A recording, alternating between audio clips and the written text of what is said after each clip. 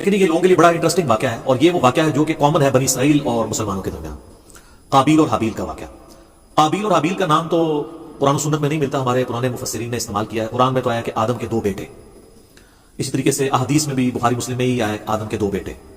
البتہ اگر آپ موجودہ کے دور میں کتاب مقدس اٹھائیں جس کے اندر تورات بھی ہے، انجیل بھی ہے، نیو ٹیسٹمنٹ بھی، اولڈ ٹیسٹمنٹ بھی، اور کئی انبیاء کے صاحب بھی ظاہر ٹیمپرڈ فارم کے اندر، تو اس میں جو پہلا چیپٹر ہے نا آپ کو اولڈ ٹیسٹمنٹ میں، جس کو یہود و نصارہ دونوں مانتے ہیں، پیدائش کا چیپٹر، تو اس میں آپ کو شروع میں یہ قابیل اور حابیل کا واقعہ مل جائے گا کہ حضرت آدم علیہ السلام کے 2 بیٹے تھے اور اس طریقے سے ایک بیٹے نے دوسرے کا قتل کر دیا۔ باقی جو اس کی ریزن بیان کی جاتی ہے وہ قتل کیوں ہوا، وہ ریزن تورات میں بھی اس طریقے سے نہیں ملتی جو پبلک کے اندر مشہور ہے۔ جو پبلک میں مشہور ہے اسرائیلی روایتوں کی وجہ سے وہ میں آپ کو بتا دیتا ہوں، نہ وہ مسلمانوں کے ہاں کو روایت ملتی ہے، نہ تورات کے اندر ہے۔ ہو سکتا ہے اسرائیلی روایتیں ہوں، تورات میں بھی اس طریقے سے واقعہ نہیں آیا، جنرل واقعہ ہے جو قرآن میں آیا اسی طریقے سے جنرل واقعہ، تورات میں زیادہ ڈیٹیل آئی ہے۔ مشہور یہ کیا ہوا انہوں نے کہ وہ حضرت آدم علیہ السلام کا ایک گھر، ان کے گھر جوڑا صبح کے وقت پیدا ہوتا تھا، لڑکی اور لڑکا، اور ایک شام کے وقت۔ تو جو صبح والا لڑکا ہوتا تھا اس کا نکاح شام والی لڑکی کے ساتھ کروایا جاتا تھا، اور شام والا لڑکا اس کا نکاح صبح والی لڑکی کے ساتھ کروایا جاتا تھا۔ شروع میں جب انسانی نسل کو اللہ نے چلانا تھا، بعد میں تو باہم رشتے آ گئے، تو وہ کہتے ہیں کہ قابیل کے ساتھ جو لڑکی پیدا ہوئی تھی وہ خوبصورت تھی، اور جو حابیل کے ساتھ پیدا ہوئی تھی وہ اتنی خوبصورت نہیں تھی۔ تو جب رشتے کی باری آئی تو قابیل نے کہا نہیں میں تو اس کے ساتھ ہی نکاح کروں گا، اور اللہ کے حکم کو توڑنے کی کوشش، یعنی اسرائیلی روایت میں آپ بیان کروں۔ اس کے اوپر پھر ان کے درمیان ٹھن گئی، اور اس کے بعد جو کچھ ہے نا وہ قرآن میں بھی ہے، تورات کے اندر بھی ہے، کہ دونوں نے اللہ کے حضور اپنی نظر پیش کی۔ یہ آپ کو پورا واقعہ جو ہے نا سورۃ المائدہ کے اندر آیت نمبر 27 سے لے کر 32 تک مل جائے گا، وہ پڑھ لیجیے گا، سورۃ المائدہ آیت نمبر 27 سے لے کر 32 تک۔ تو تورات میں یہ ملتا ہے کہ جو قابیل تھے وہ کھیتی باڑی کرتے تھے زمین میں، اور حابیل جو ہے وہ بھیڑ بکریاں چرایا کرتے تھے۔ تو دونوں نے کہا ٹھیک ہے ہم اللہ کے حضور قربانی پیش کریں گے، جس کی قربانی قبول ہو گئی نا اس کا موقف صحیح ہوگا۔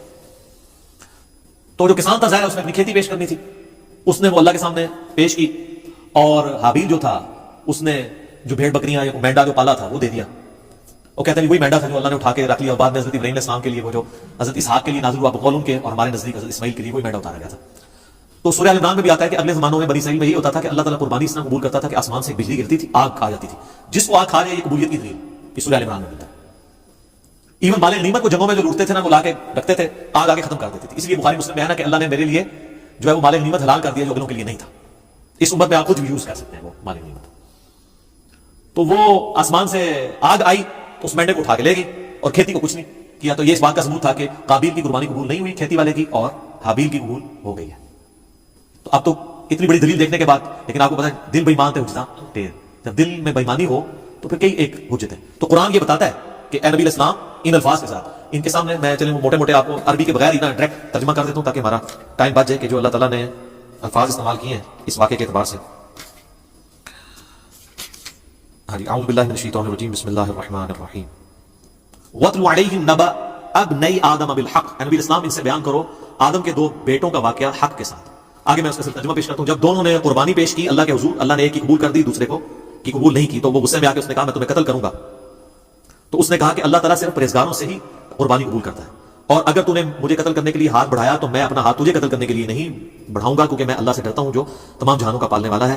میں چاہتا ہوں کہ تو اپنے گناہ کا بوجھ بھی اٹھا، اور میرا بوجھ یعنی مجھے قتل کرنے کا بوجھ بھی تیرے اوپر پڑ جائے، اور تو دوشیوں میں سے ہو جائے، اور یہی ظالموں کی سزا ہے۔ یعنی تو ایسا ظالم ہے کہ تو نے اللہ کی بات نہیں مانی، تو میں تو چاہتا ہوں کہ تیرے ساتھ یہی ہو۔ تو اللہ فرماتا ہے کہ اس کے نفس نے اسے ابھارا کہ اپنے بھائی کو قتل کر دے، پھر اس کے بعد وہ پھر خسارہ پانے والوں میں سے ہو گیا۔ پھر اس کو یہ پتہ نہیں چل رہا تھا کہ لاش کیسے سنبھالوں، کیونکہ اس کے پیچھے یہ انسانیت کا پہلا قتل تھا۔ بخاری مسلم میں حدیث ہے جب بھی کسی کو ظلمن قتل کیا جاتا ہے نا تو آدم کے اس بیٹے پہ بھی اس کا وبال پڑتا ہے، کیونکہ اس نے وہ بات شروع کی تھی۔ جو بدعت شروع کرے گا اس کے اوپر وبال ہوگا، اس کے اپنے وبال میں بھی کمی نہیں آئے گی جس نے کام کیا۔ تو اللہ تعالیٰ نے ایک کوے کو بھیجا، اس نے زمین کو یہ دی تو اسے پتہ چل گیا، اور وہ یعنی اسرائیلی روایتوں میں ملتا ہے کہ کوئی کوا تھا وہ مرا پڑا تھا، تو دوسرے کوے نے اس کے لیے زمین کھودی اور اس میں پھینک دیا۔ تو اس سے وہ آئیڈیا آیا کہ میں اپنے بھائی کی لاش کو دفنا دوں۔ اس سے پہلے تو پریسیڈنٹ کوئی نہیں تھا۔ تو جو لوگ احادیث میں واقعات کا مذاق اڑاتے ہیں تو ہم ان سے کہتے ہیں قرآن میں تو آج تک ہم نے فزیکلی ایکسپیرینس میں تو کبھی کوے کو دوسرے کوے کو دفناتے ہوئے نہیں دیکھا۔ یہی واقعہ اگر بخاری مسلم میں ہوتا ہے مذاق اڑانا تھا، تو کہیں گے یہ اسپیشل کیس اللہ نے سکھانے کے لیے کیا تو اللہ کر سکتا ہے، معجزہ ہے۔ تو پھر اس طرح کے جو واقعات بخاری مسلم میں آتے ہیں وہ معجزات کے طور پہ ہوتے ہیں، ان کا مذاق نہیں اڑانا چاہیے۔ تو پھر اس نے کہا افسوس میں اپنے بھائی جیسا نہیں ہوں، میں اس کوے جیسا نہیں ہو سکا کہ اپنے بھائی کو دفنا سکتا۔ پھر وہ نادم ہو گیا، اور پھر اللہ من اجل ذلک، اسی ایک واقعے کی وجہ سے کتبنا علی بنی اسرائیل، ہم نے یہ بات طے کر دی تھی بنی اسرائیل کے لیے، انہ من قتل نفسا بغیر نفس او فساد فی الارض فکانما قتل الناس جميعا، اگر کسی جان نے دوسری جان کو قتل کیا بغیر اس کے کہ وہ جان کے بدلے جان ہو، وہ بھی جوڈیشری کے تھرو ہوگا، قتل کے بدلے قتل خود نہیں کرنا ہوگا، یا فساد فی الارض کی وجہ سے، تو گویا ایسا ہے جیسے اس نے پوری انسانیت کا قتل کر دیا. ومن احیاها فکانما احیا الناس جميعا, اور جس نے کسی ایک انسان کی بھی جان بچا لی گویا اس نے پوری انسانیت کی جان بچا لی. یہ وہ حصہ ہے جو ڈاکٹروں نے ہاسپٹلس کے باہر لکھا ہوتا ہے اور اندر جو ہے وہ آپ سے ہزاروں روپے دے رہے ہوتے ہیں, ایک جان کو بچایا تو پوری انسانیت کو بچایا. الا ماشاءاللہ ڈاکٹر ہم سے ناراض ہو جاتے ہیں جب ہم مولویوں کے بارے میں بولتے ہیں, اس وقت بھی ناراض ہوتے ہیں. تو جب ہم تقلید کے قاعدے میں بات کر رہے ہوتے ہیں کہ اکثر ڈاکٹرز ایسے ہیں, پرہیزگار لوگ بھی موجود ہیں, تو وہ تقلید کے قاعدے کو لیا کریں. جب ہم علماء میں بات کرتے ہیں تو وہ بھی کیٹاگوریکلی جب کرتے ہیں اس پہ آپ خوش ہوتے ہیں, تو وہ بھی ہم سارے علماء کو نہیں کہہ رہے ہوتے, اکثریت کی بات کر رہے ہوتے ہیں. تو یہ وہ اللہ تعالیٰ نے فرمایا کہ یہ آدم کے بچے کا جو قتل تھا, اس کے بعد ہم نے یہ طے کر دیا کہ ایک انسان کا قتل بھی پوری انسانیت کا قتل ہے, ایک انسان کو بچانا پوری انسانیت کو بچانا. تو یہ وہ واقعہ تھا قابیل اور حابیل کا.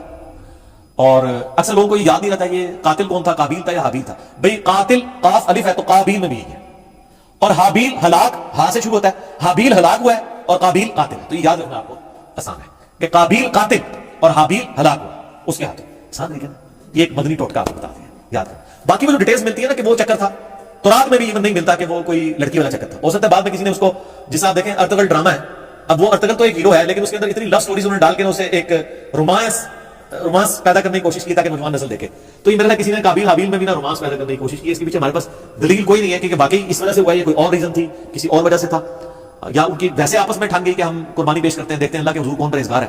کیونکہ اگر یہ واقعہ اس طریقے سے ہوتا تو یہ تو بہت بڑا واقعہ تھا. قرآن میں اس طریقے سے اس کو رپورٹ ہونا چاہیے تھا, اور قرآن میں اگر نہیں ہوا تو تورات میں بھی. میں نے اسپیشلی یعنی تورات اس حوالے سے کئی دفعہ دیکھی ہے. تو اچھا اس میں آپ کو لفظ قابیل نہیں ملے گا, قائن ملے گا, اور حابیل حابیل ہی ملے گا. تو بعض اوقات جیسے اب مکہ کی پروننسیشن بکہ بھی ہے, تو ایک لفظ کی 2-3 پروننسیشن بھی ہوتی ہے. ہو سکتا ہے وہ والی پروننسیشن بھی ملتی ہو, لیکن تورات کے اندر شروع میں چیپٹر ہے پیدائش, اس کے بھی تورات کھولتے ہی 3-4 صفحے پہ آپ کو واقعہ ملے گا, اس میں بھی صرف قربانی کا ذکر ہے کہ دونوں نے کہا ہم قربانی کرتے ہیں تو دیکھتے ہیں کسی کو بھولو. کوئی لڑکی لڑکے والا چکر ہی کوئی نہیں اس کے اندر موجود. تو یہ کسی نے بنی اسرائیل میں عادت تھی نا یہ رنگ بھرنے والی, تو انہوں نے رنگ بھر دیا ہوگا اور وہ اسی طریقے سے پبلک میں یہ نہیں جا دیا. پھر لیکن لوگ پوچھتے ہیں کہ اگر ایسا نہیں ہوا تو پھر یہ نسل انسانی شروع میں چلی کیسے ہے؟ نسل انسانی یقیناً شروع میں تو یہ جو آج ہم کہتے ہیں کہ بہن جو ہے وہ محرم ہے, تو یہ کس وجہ سے کہتے ہیں اللہ نے اسے حکم کے طور پہ نازل کیا. اگر یہ حکم نہ ہو تو یہ محرم والا معاملہ نہ ہوتا. تو شروع میں یقیناً کسی چیز کو چلانے کے لیے اس وقت شریعت کے احکام ڈفرنٹ تھے, وقت کے ساتھ ساتھ شریعت احکام بدلے ہیں. نبی اسلام کی مبارک شریعت میں کئی چیزیں جو حلال ہیں پہلے حرام تھی. بخاری مسلم میں آتا ہے کہ نبی اسلام میں اللہ نے میرے لیے پوری زمین سجدہ گاہ کی ہے, پہلے نہیں ہوتی تھی سجدہ گاہ. لوگ سفر پہ بھی جاتے تھے, ساری نمازیں اکٹھی کر کے رکھتے تھے, پھر گھر آ کے ایک مسجد ملتی تھی وہاں جا کے پڑھتے تھے. جی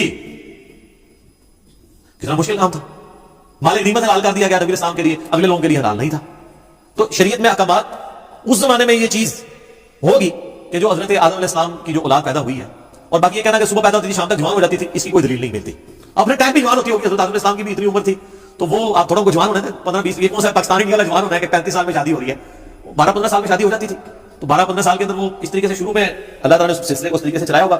خود یعنی قرآن پاک میں اللہ تعالیٰ بات ہے کہ ہم نے سورہ نساء کے اندر کہ ہم نے ایک جان سے ساتھ کو پیدا کیا, اس سے اس کا جوڑا بنایا. اور بخاری مسلم میں آتا ہے کہ اما ہوا جو ہے وہ سیدنا آدم علیہ السلام کی پسلی سے پیدا ہوئی, قرآن میں بھی اشارت موجود ہے. اور یہ سیم چیز جو ہے تورات میں بھی آپ کو پیدائش چیپٹر میں ملے گی کہ حضرت آدم سے ہوا نکلی ہے, تو یہ بھی تو ہوا ہے نا, ان میں سے نکلی ہیں, تو وہ بیوی بھی بن گئی.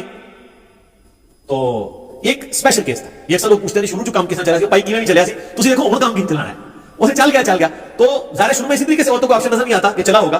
تو باقی وہ یہ کہ صبح ہوتی تھی شام کو تک جوان ہو جاتی تھی, پھر کراس کروایا جاتا تھا. اس کی کوئی دلیل نہیں ملتی. ہاں اسرائیلی روایتیں یہ کہتی ہیں, اور ایون ابن کثیر نے بھی, ابن جریر طبری نے بھی, ہمارے اہل سنت کے جو بڑے ائمہ ہیں انہوں نے بھی نقل کیا کہ, لیکن ساتھ انہوں نے بھی کہا کہ یہ ہماری اسیسمنٹ ہے, ہم اس کو وثوق سے نہیں کہہ سکتے کیونکہ نبی اسلام نے اس کی ڈیٹیلز بیان نہیں کی ہے.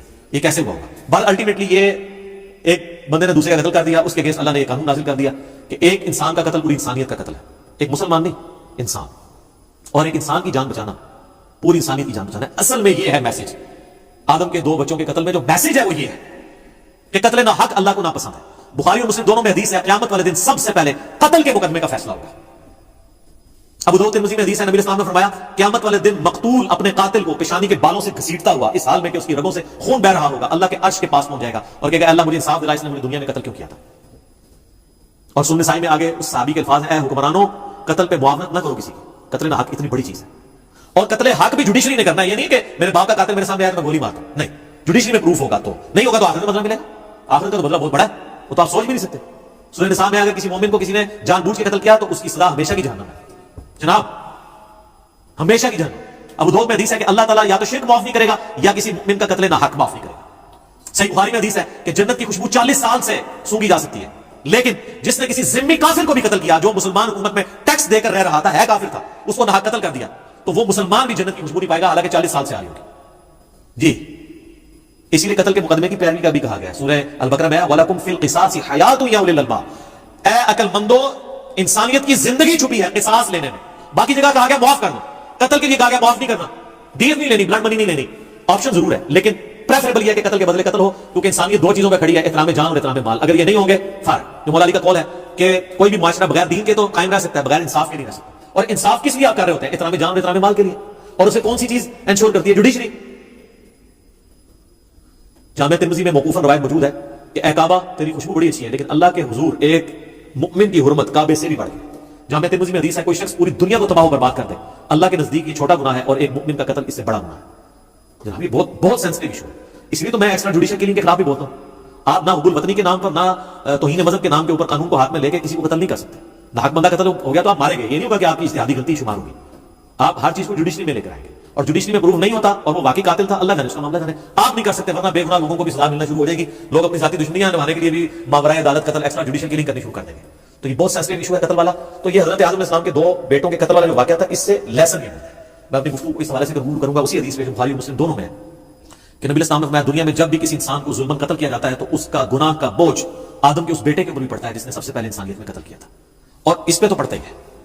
اور اس کو سپورٹنگ وہ بھی حدیث ہے صحیح مسلم کی کہ جس نے اسلام میں اچھا طریقہ جاری کیا, جتنے لوگ عمل کریں گے اس کا ثواب اسے ملے گا, اور ان کے اپنے ثواب میں بھی کمی نہیں آئے گی. اور جس نے اسلام میں برا طریقہ جاری کیا, جتنے لوگ اس کے اوپر عمل کریں گے اس کا وبال بھی اس پہ ہوگا, اور وہ عمل کرنے والوں کے وبال میں بھی کمی نہیں ہوگی. یہ اسلام میں اچھی بدعت اور بری بدعت نہیں ہے, طریقہ. جیسے کہ ہم ویڈیو بنا رہے ہیں, یہ طریقہ ہے. احادیث ریٹن فارم میں ائمہ لے کر آئے, یہ طریقہ ہے. الیکٹرانک کاؤنٹر, یہ طریقہ ہے. جہاز پہ اونٹ کی بجائے, جہاز کے اوپر سفر کرنا حج کے لیے اونٹ کی بجائے, یہ طریقہ ہے. یہ سب طریقے ہیں, اس سے اصل دین نہیں بنتا. یہ نہیں ہوتا کہ جناب نیچے اس پنکھے کے اور اوپر اس قالین کے, منہ طرف ایسی شریف اور خانہ کعبہ شریف اللہ ہوگی. نہیں, یہ ساری چیزیں طریقے ہیں. دین وہی ہے, نمازیں وہی ہیں, طریقہ کار وہی ہے. باقی جو دین کو سپورٹنگ طریقے ہیں نا, وہ جو بھی اسلام میں کرے گا اس کو ثواب ملے گا. تو یہ برا طریقہ اس نے جاری کیا تھا, قیامت تک قابیل کے اوپر اس کا وبال رہے گا. والعیاذ باللہ تعالی. اللہ تعالیٰ میں اس گناہ سے محفوظ فرمائے. آمین.